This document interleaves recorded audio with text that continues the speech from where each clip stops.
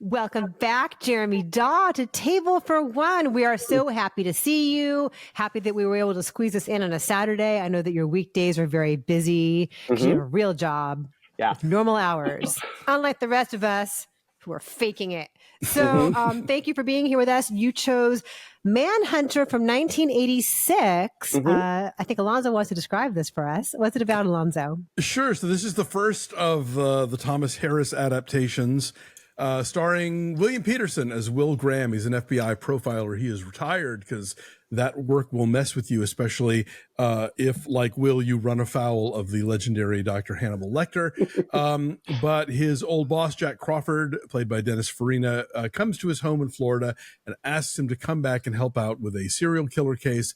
This is a guy who's been dubbed the Tooth Fairy, who murders families by the full moon, and wants Will to get into this guy's head and figure out what he's about. Will goes to visit Dr. Lecter, played by Brian Cox, at a mental institution that is also the High Museum of Art in Atlanta.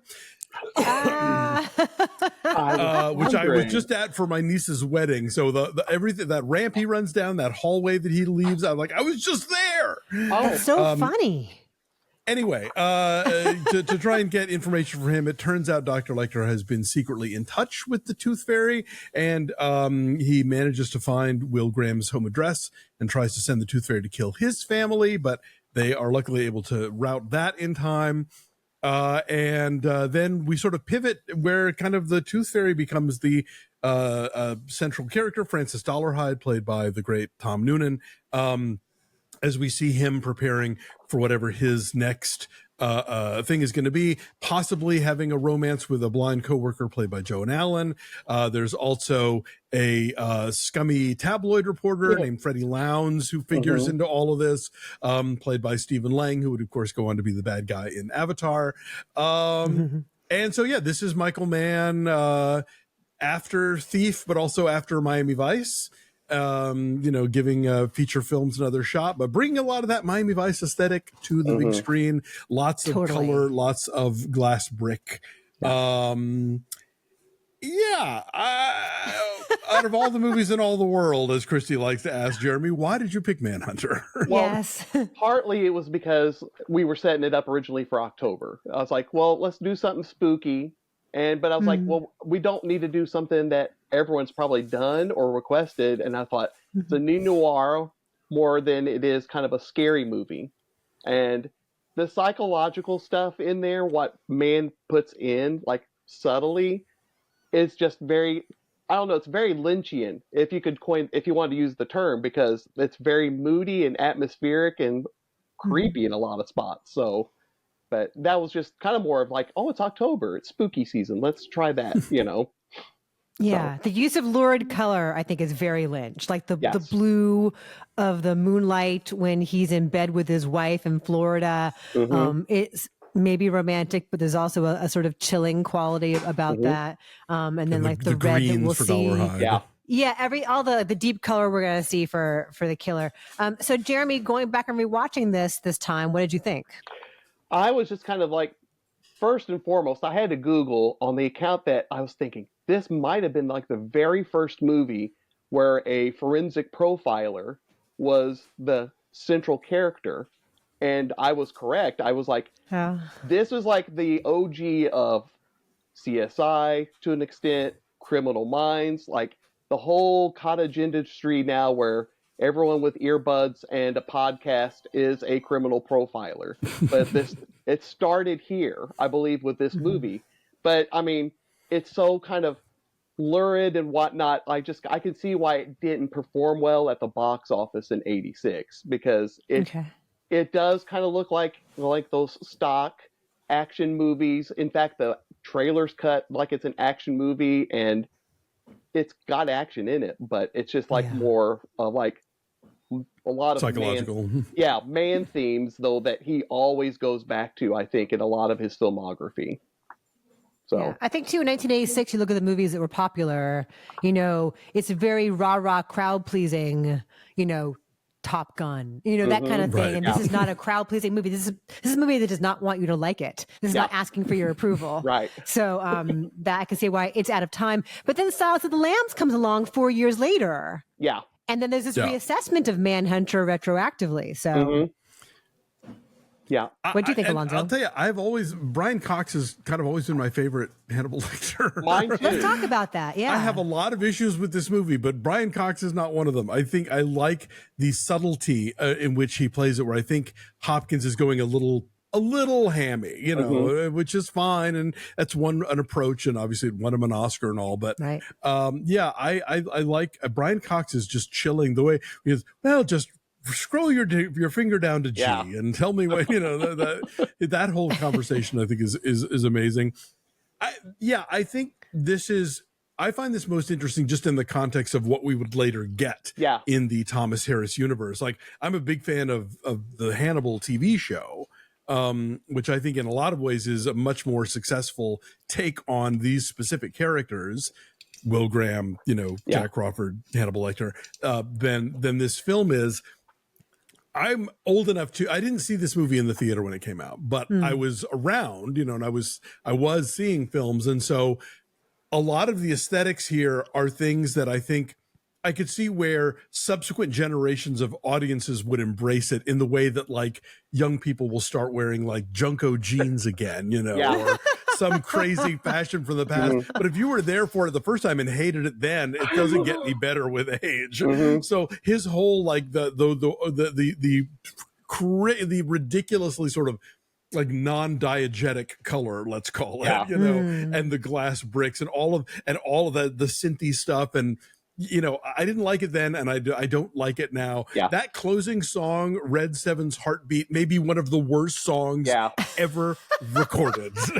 Considering like we also get what feels like all seven. Go ahead. I was saying, we also get what feels like all 17 minutes of Inagata Devita. So we have that coming. Yeah.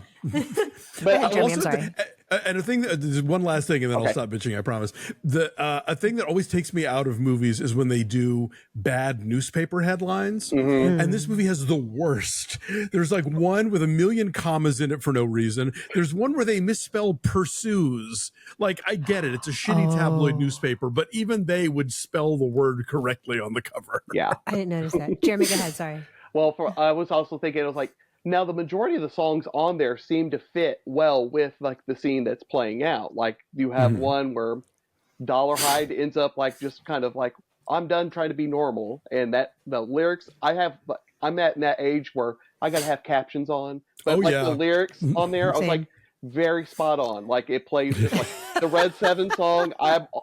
If it showed up on my Spotify like playlist, it's just kind of like immediate skip, just because I'm like. I mean, I get it confused often with like the Don Johnson song "Heartbeat," which is, of that era. Yeah. So, but I was just like, the synth score. I can see where it can be a bit much, but like the opening scenes and stuff with it, it's just like it just adds to the level of like, what are we getting ourselves into? So. I think it's of its time, and it adds a feeling of dread, and it's all of a piece of this kind of mid 80s kind of lurid movie. We have Dante Spinati, your cinematographer, Colleen Atwood is your costume designer. So I think they're all creating this vibe of this moment in time in terms of it is very specifically 80s, and Chris Elliott is in here. Acting. That caught me by surprise. There's a lot of man bit players. Like, if I've watched a lot of his stuff, but like even the supporting cast, he would use them in Miami Vice. He would use them in his other show, Crime Story. I mean, they would keep coming back to work with him. So like, it's a lot of that. Oh, it's that guy, or oh, I know her. I just watched there's a new 4K of Brazil that they screened here. I guess we're probably getting a new Criterion next year.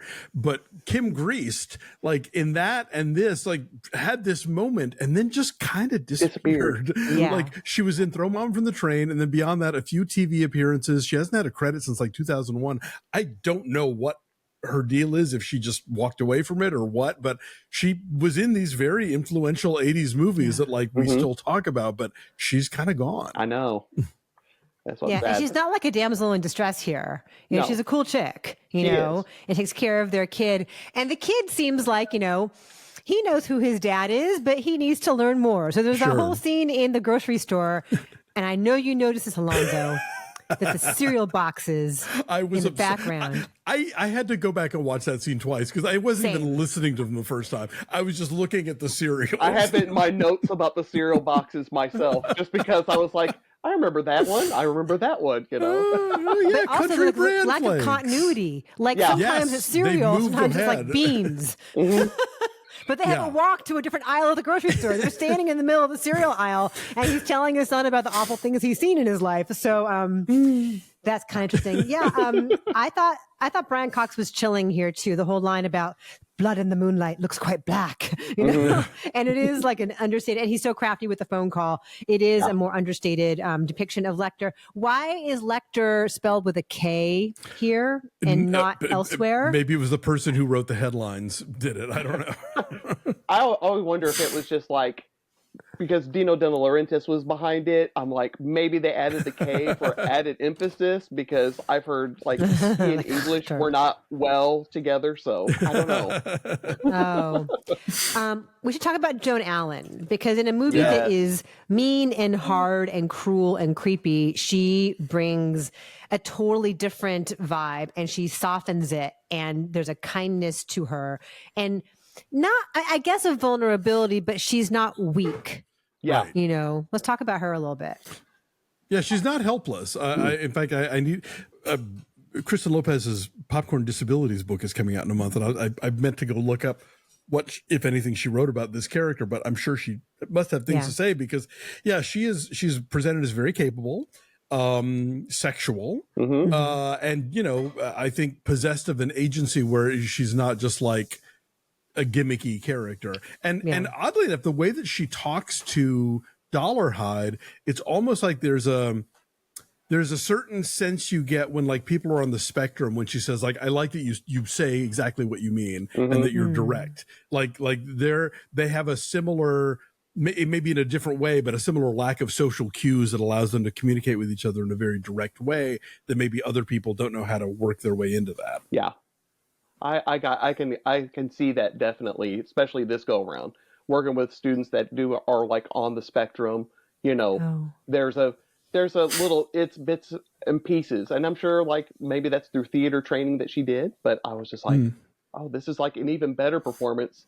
And I tried not to match up her with like Emily Watson and Brett Ratner's remake of this movie, which I've still never seen, actually. Oh, okay.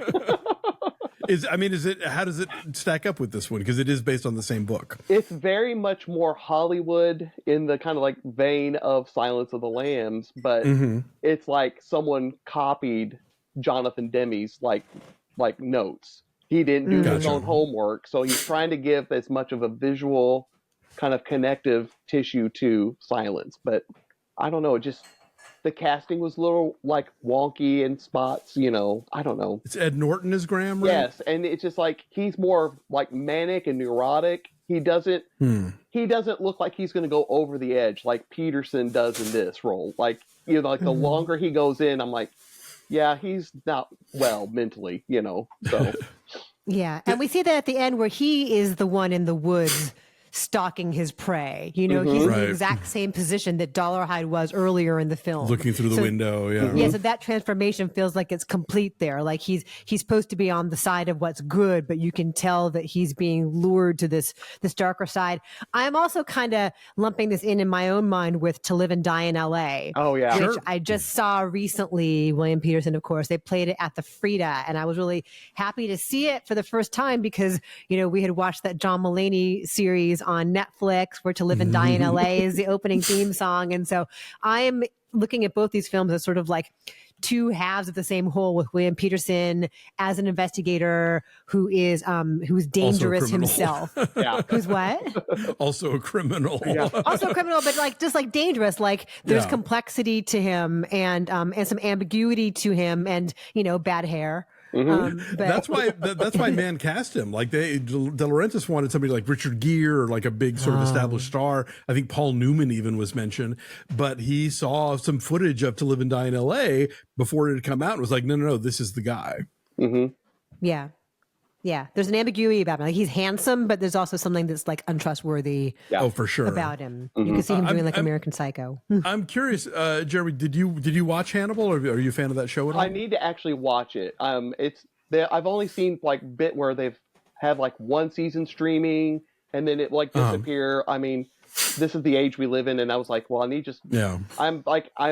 I realize I need to be like Alonso and like physical copies of your stuff, just because you could be watching something like on even Hulu. I mean, not Hulu, but Tubi, and then it just November 1. Oh, it's no longer there. Bye. Yeah. So I do need to watch that, because I know that there are some people that have gotten like, it's been divisive, but I don't know at what point it got divisive with some viewers, but I heard it's kind of very complex. There's a first chunk of like season 3 where they're really kind of testing you, but I mean in a cool way. Like it gets very sort of almost art house. Okay. But then it rolls back into like, being more of a crowd pleasing kind of show. But yeah, it's and that's a show that I think really plays with the Graham Lecter relationship and the sort of like, there's a whole slew of there's a whole corner of the internet that ships those two. Yes. Oh, that's interesting. That hadn't occurred to me.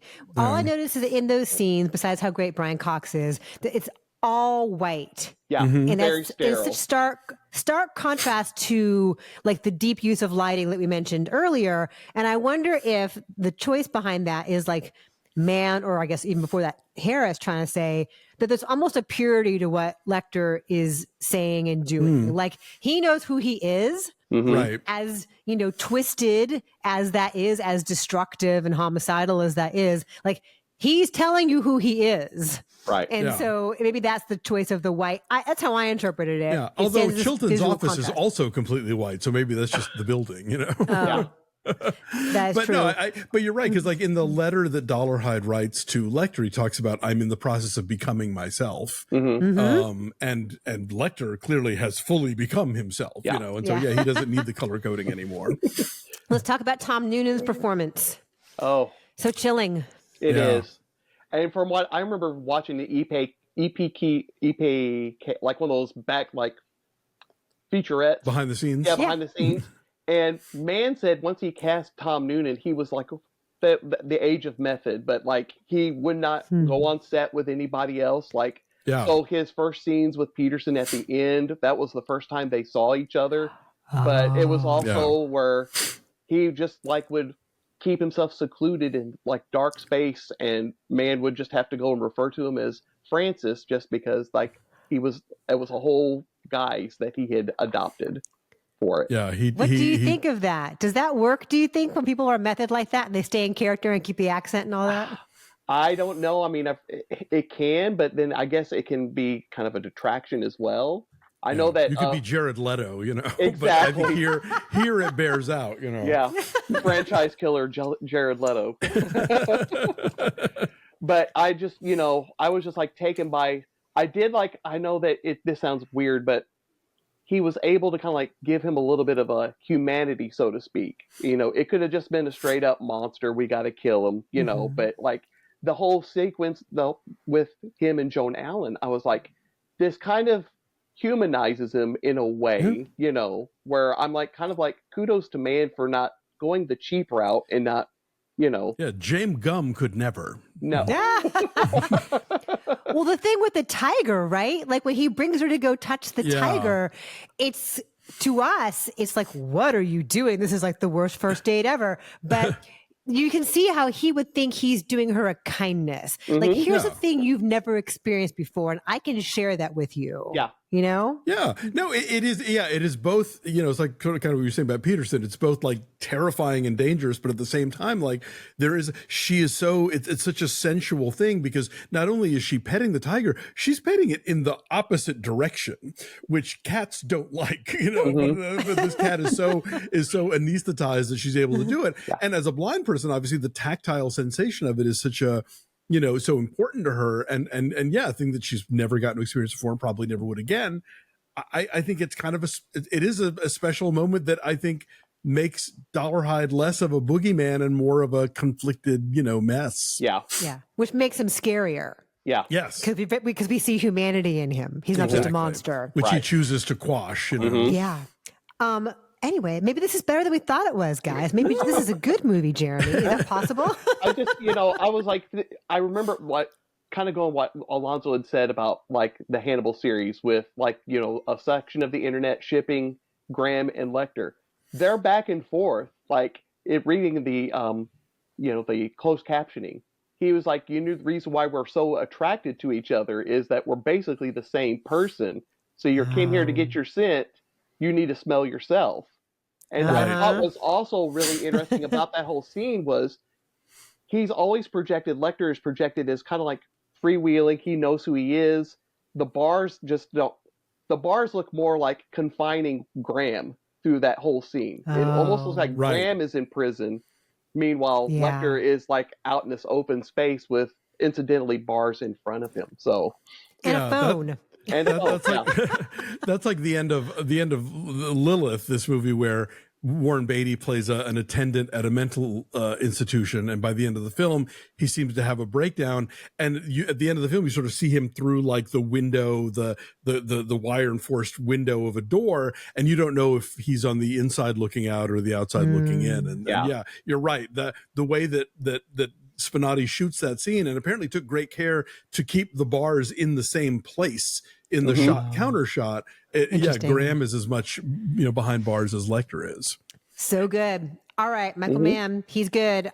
So Jeremy, from 1 to 10, what would you give Manhunter? I would give it like a 7, and it would have been higher, but like it always felt like that final climax between Dollarhide and Graham.